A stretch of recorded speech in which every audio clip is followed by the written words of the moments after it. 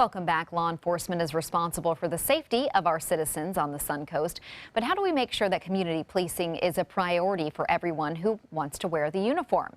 The Sarasota County Sheriff's Office has nearly 1,000 sworn and civilian employees overseeing 572 square miles, while the Sarasota Police Department has 163 officers, and Northport Police nearly 100 sworn officers. Beyond their regular responsibilities, they now have to strengthen relationships with the community. So how are they accomplishing that?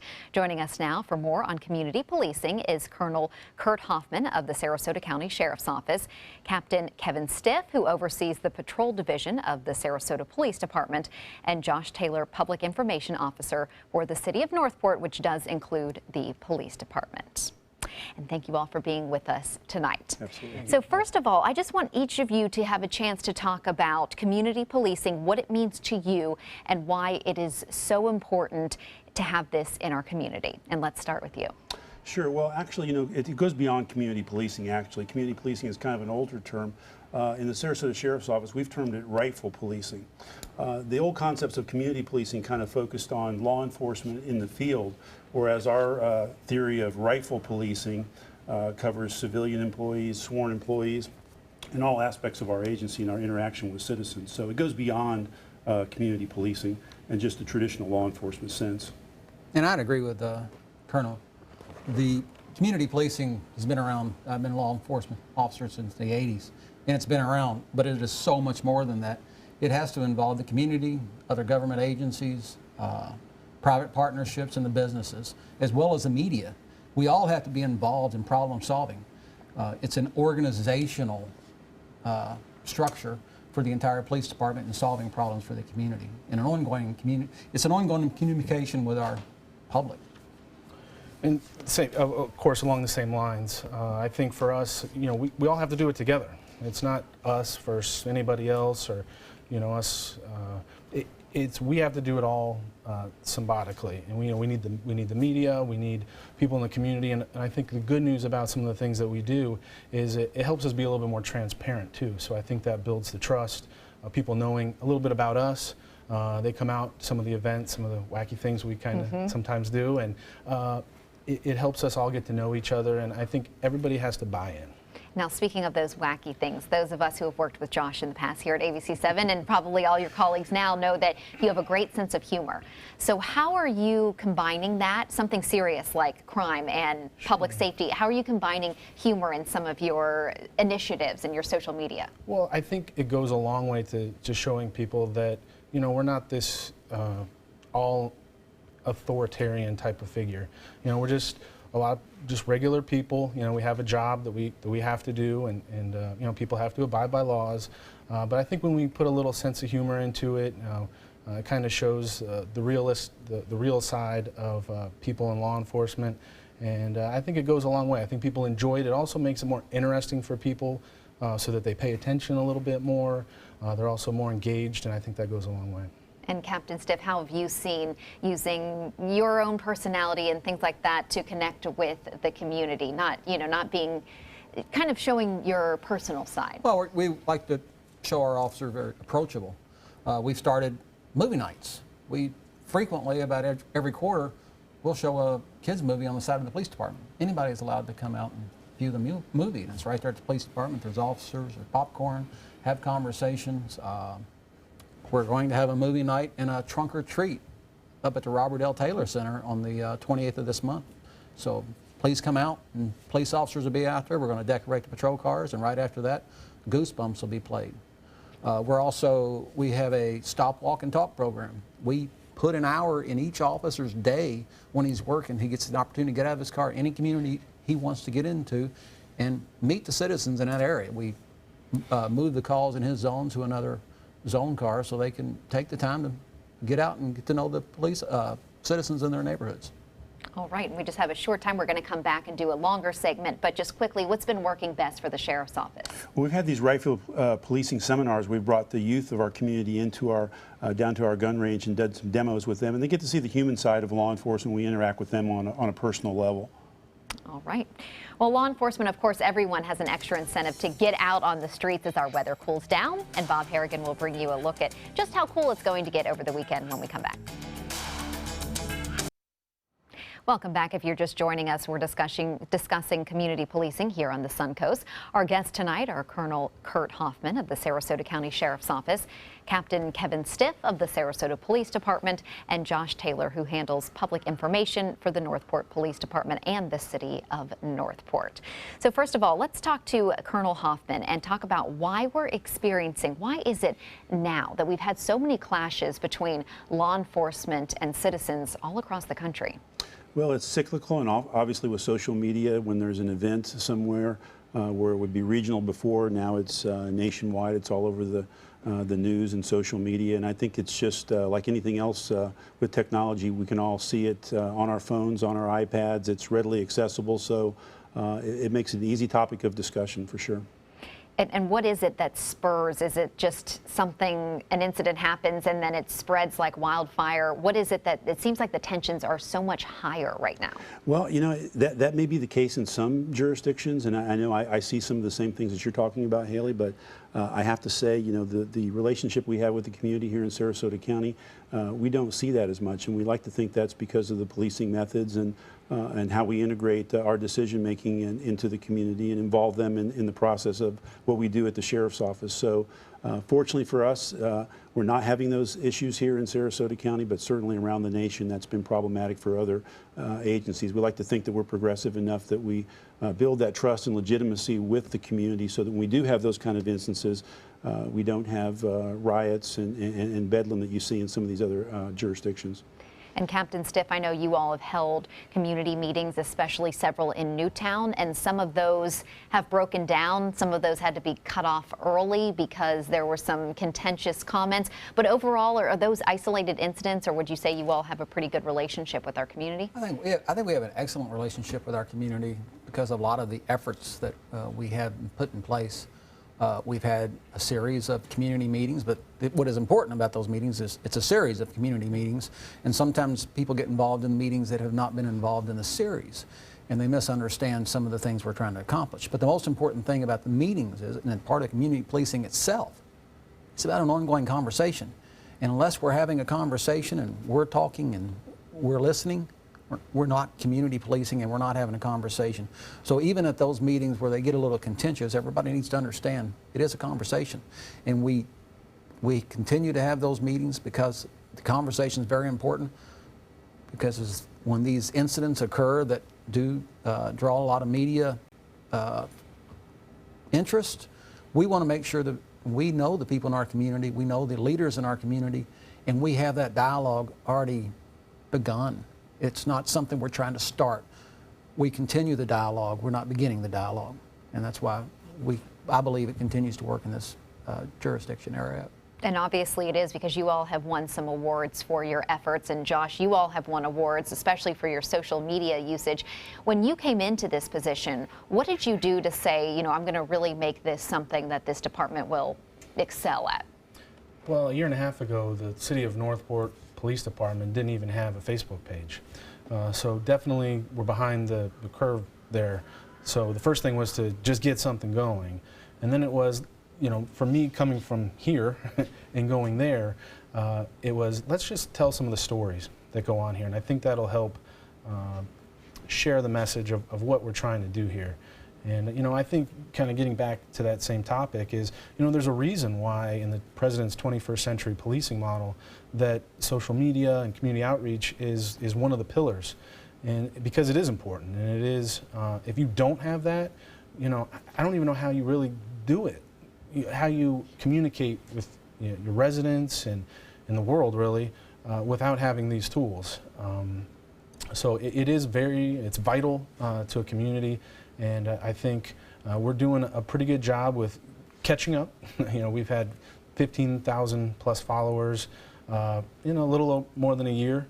And we won an award for social media strategy and solving crime, because some of it is fun and games, you know, so to speak, of, you know, showing some of the lighter side. But we've solved, in that little more than a year, we've solved more than 20 crimes with the help of social media. We've really gotten to the point in Northport, because it is a technology, younger, savvy community, where if you live in Northport and we have a picture of you, I don't care if it's a still picture or a video, we're going to recognize you. And I think, that'll also help hopefully slow crime from happening. If people know, look, because everybody's got a camera these days, right? Either somebody on them, or a lot more homes now with technology have cameras outside. So you get to the point where you can recognize anybody. And what's interesting about that is when we can't recognize somebody, we know they're not from Northport or from the area, so we can reach out to other agencies or across the state.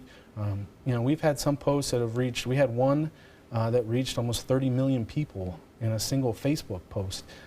I don't know how else you do that these days. So hopefully people realize that if they're thinking about committing a crime, you will be passed on to possibly millions and millions of people who and could I don't know recognize that we're you. to that point yet, but I do know that sooner or later, these people who are thinking about doing stuff understand that they're going to be on camera either at the scene or close to the scene, and all we need is that one picture.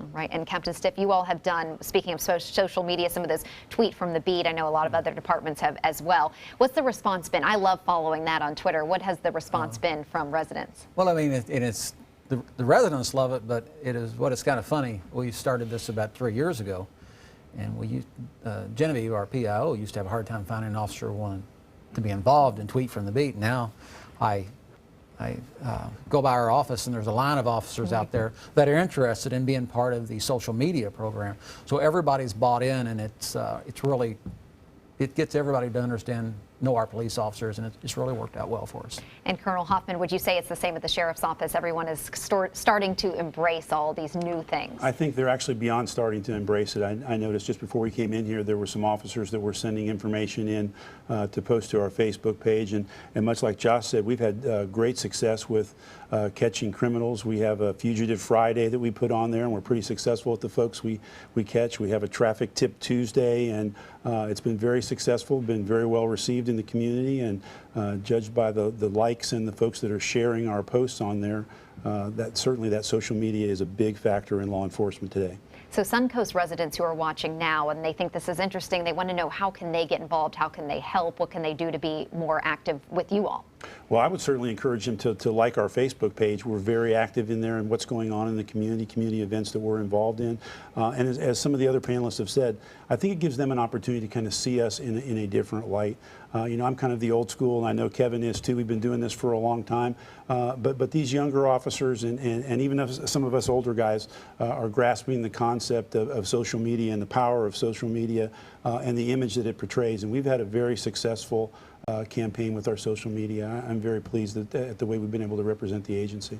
And would you say it helps build the trust? Because that's what's really the goal. It certainly does. And as Josh mentioned, the President's Task Force on 21st Century Policing, which we've incorporated into our strategic plan, it's really been the mantra at the Sheriff's Office.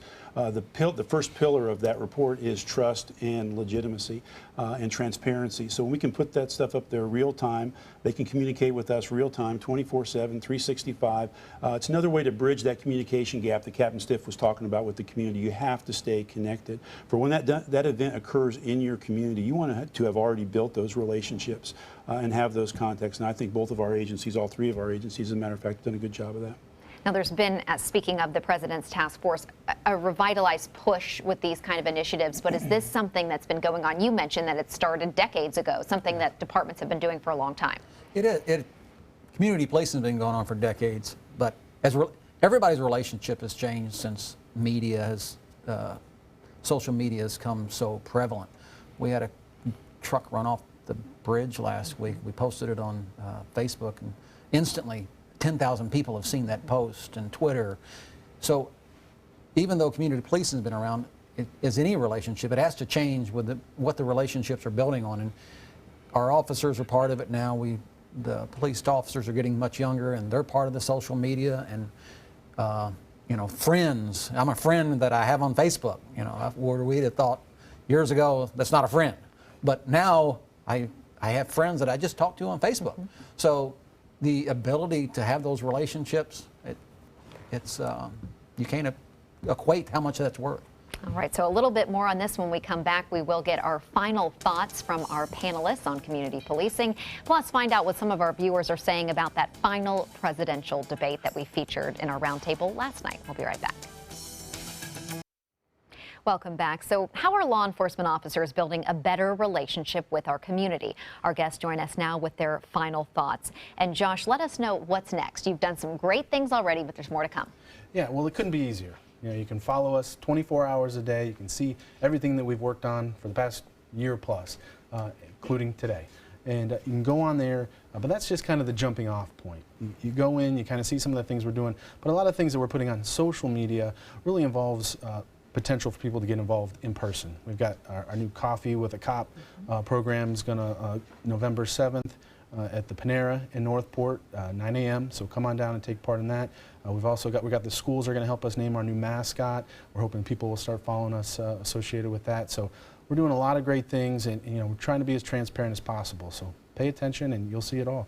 That's important. And Captain Stiff, how can people get involved who live in the city of Sarasota? Well, every neighborhood has a neighborhood group. There's always a meeting. Please go to the meetings, become involved. If you see a police officer out doing stop, walk, and talk, don't hesitate to walk up to him, introduce yourself, let him know what problems you may have and how y'all can work together to solve those problems. It's all about becoming involved in the neighborhood, becoming involved in your, with your police officer. Know him now. And Colonel Hoffman, if you really want to get involved, how about the hiring process? Yeah, absolutely. I think, you know, the 21st Century Police Report talks about a diverse, professional, ethical workforce. And we work very hard at the Sheriff's Office to hire folks that represent the community through diversity, diverse backgrounds, military folks. We're very veteran friendly. And a lot of the concepts that are in the President's task force, we look for in the quality of the candidate that we're hiring. And it takes a long time to get on with our agency, and it's a thorough background. There's a reason for that, because they're going to be out there representing us. And that's what the community has asked for, and that's what we're delivering. But there are people who have that calling, and you want them to come go through that process. They are, thankfully so. We're still getting a lot of recruits through the door, and we're very pleased with the applicant process we have right now. Men and women from all walks of life, young, old, folks that English is not even their first language, have come to work for us. Which can be helpful in some ways, It can, and I'm just very proud of the diverse workforce that we have out there. It really makes us a potential good employer, and also helps us connect with our community. Well, fantastic. So much great advice from all of you tonight. Well, before we go, let's take a look at some comments from our viewers. Last night, we brought you analysis of the third and final presidential debate. It was your last chance to see the nominees on the same stage, so we asked you what you thought about the debate. Barry Lanehart writes, America needs a leader who isn't bought and paid for. Make America great again. Tony Ornelis writes, this hashtag bad hombre is proudly voting for that hashtag such a nasty woman. And Mike Conkey writes, in 3 weeks, we'll either have the first woman U.S. president or the last U.S. president ever. If you would like to join the conversation on tonight's topic, you can visit our Facebook page at facebook.com/news@7. And if you would like to watch this roundtable, those are available on Apple TV, Amazon Fire, and Roku. And you can keep up with all the latest on the election news. And with these roundtables, all of our newscasts, and as Josh mentioned, you can go watch it on their Facebook page and ours. Our app is My Suncoast. When we come back, we will have headlines. But first, I want to thank all of our guests for being here tonight. What a great conversation. We hope everyone goes out of this and gets more involved in their local law enforcement. Follow us, like us. Yes, follow, like, tweet, all that stuff. We'll be right back.